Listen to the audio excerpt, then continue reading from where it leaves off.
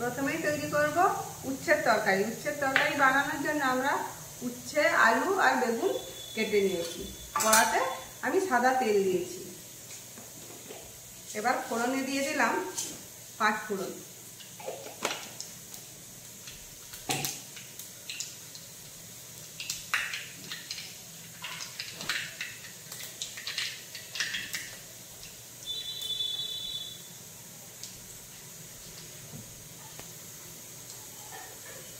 এবার দিয়ে দিলাম 5 ফোড়নের উপরে কুচনো পেঁয়াজ।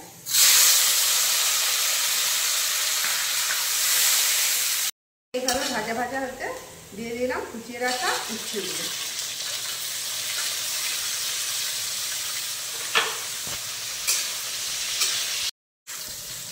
উচ্ছেটা এইভাবে ভাজা ভাজা হয়ে গেলে দিয়ে দিলাম কেটে রাখা আলুগুলো।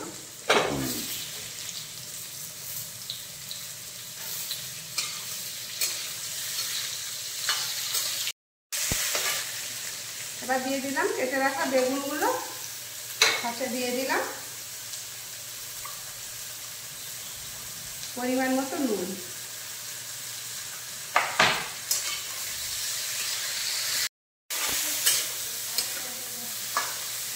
সব সবজি আমার ভাজা ভাজা হয়ে গিয়েছে। এবার দিয়ে দিলাম হলুদ গুঁড়ো, দিয়ে দিলাম লঙ্কার গুঁড়ো, দিয়ে দিলাম ধনে জিরে গুঁড়ো।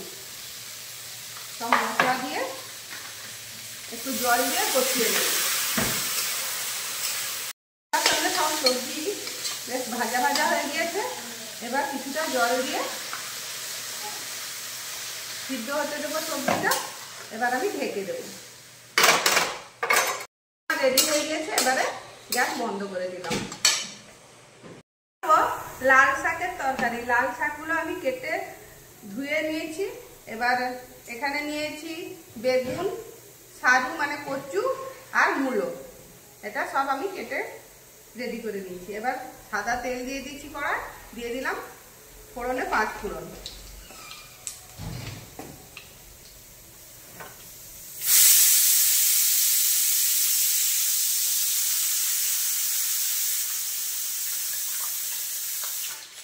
ফোড়নটা থেকে গন্ধ বের হয়ে গিয়েছে। এবার দিয়ে দিলাম কুচনো পেঁয়াজ,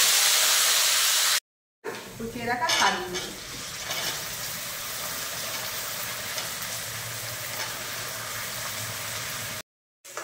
আলুটা ঠিক এইভাবে একটু ভাজা ভাজা হচ্ছে। এবার দিয়ে দিলাম বেগুন আর কেটে রাখা মূলো।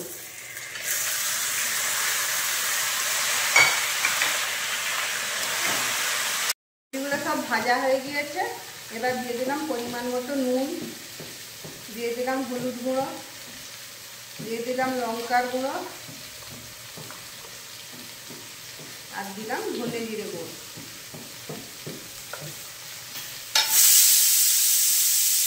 অল্প একটু জল দিয়ে মশলাটা কষিয়ে নেব।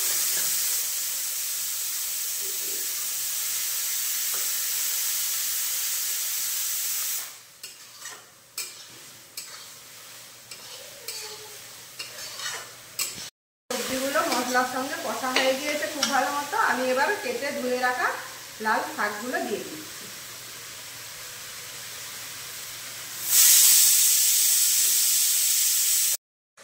শাকটার সঙ্গে সব সবজিগুলো মিশে গিয়েছে। নুন দেওয়ার জন্য শাক থেকে জল বেরিয়ে গিয়েছে।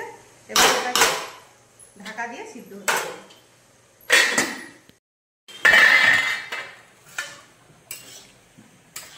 শাকের তরকারি আমাদের একদম রেডি হয়ে গিয়েছে। এবার গ্যাস বন্ধ করে দিলাম।